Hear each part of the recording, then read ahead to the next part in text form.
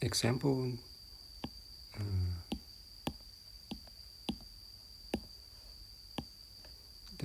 the following is the hydrographs through the reservoir by the Goodrich method. Okay, given this is an inflow for look at the time step is about six hours.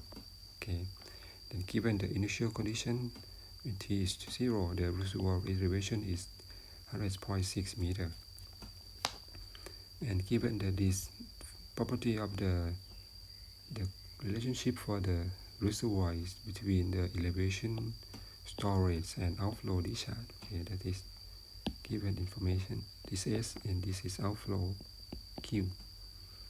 Okay, for the initial condition, the water level is in this point, 106. So it means at this point the flash is already full, and flood wave is coming when the flood is full. Okay. The next we find the delta T.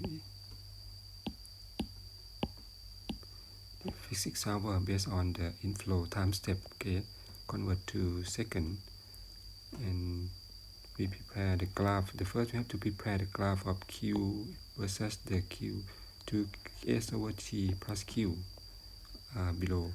So the first step we add the elevation 100, so we bring the storage, okay, from this 3.35 cubic meter, 3.35 million, okay, divided times 2 divided by delta T plus the Q is 0, so we got 310 and put in this table. And the next, at the elevation 100.5, we bring the storage 3.47 million and plus in time 2 divided by the T and plus 10 is mean outflow in here, 10 is outflow, and so we got 331 right here. So we can do the same until finish all elevation. Okay, that is the first table we have to do calculation. Okay, the next we do the routing. Start from T0, elevation 106. So in this case, we start to draw the table, the routing table based on this. Okay, based on this. So we start from the initial elevation is 106.6. Next, we have to find the number for the column 5 and column 7. So we have to look at the table.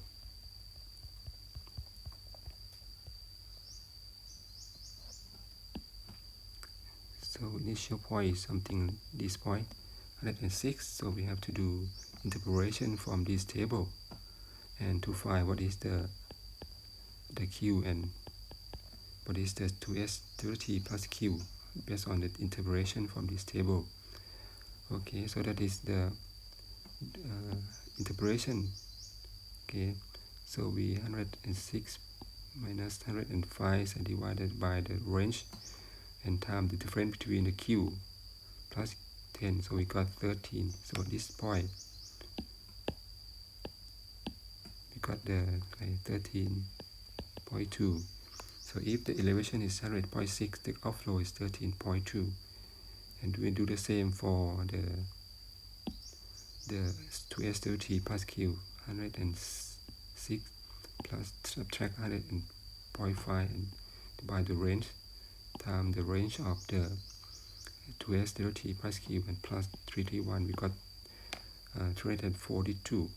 So in this case we can know that in this point is 342.1 or something. Okay.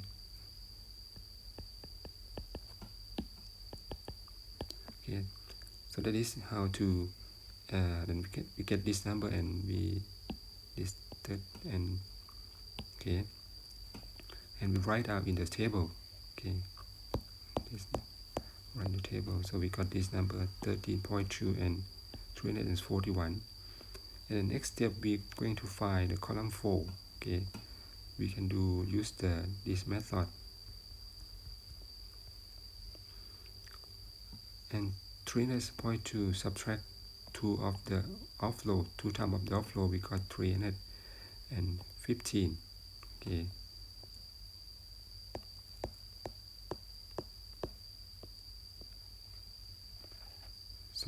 so we got the 342s. Subtract 2 times of the 13.2, we got 315. Okay, so it means this come from the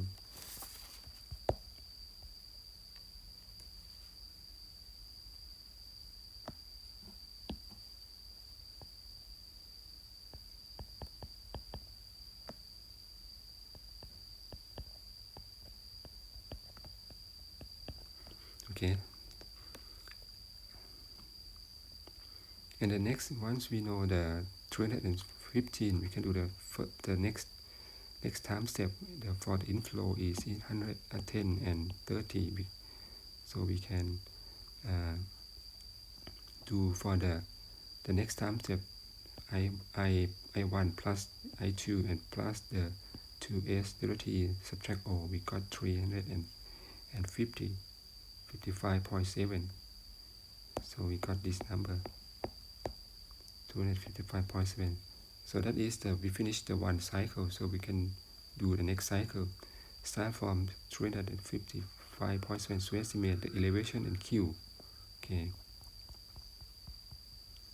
Then one we can estimate from given 300 this number, so we can do interpolation based on this, because now we want to get like 300 and okay, so we can do interpolation again to find what is the elevation and outflow. Okay, so this one we can do interpolation from the table 300.7 and this range, and we can estimate that the elevation is 100.73. Okay, that is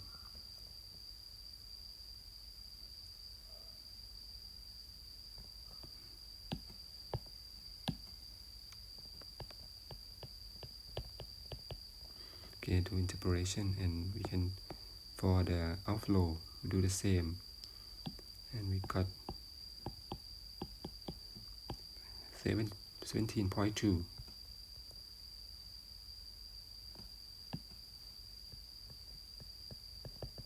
Okay, from them, and we write down.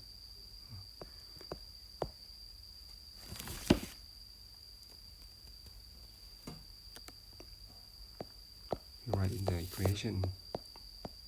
Okay, we can write in this table. Okay.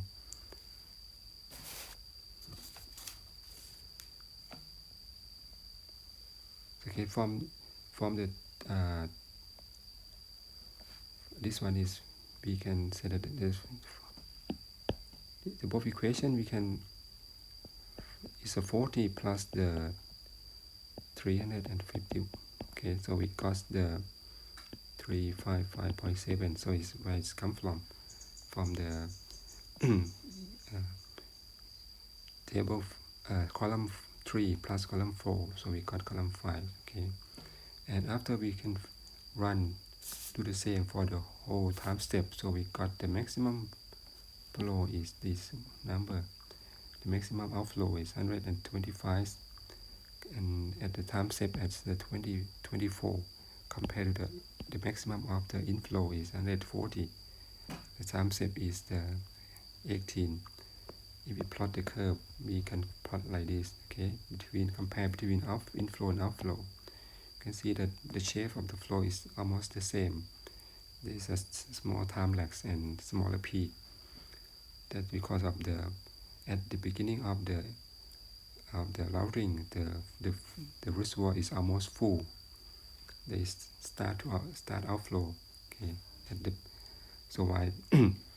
So if you want to use the reservoir to reduce the flood, so we have to release a lot of water from reservoir before flood is coming. If the flood is coming and the reservoir is filled, the reservoir can help the outflow from the reservoir is that's a chain with the inflow. Okay.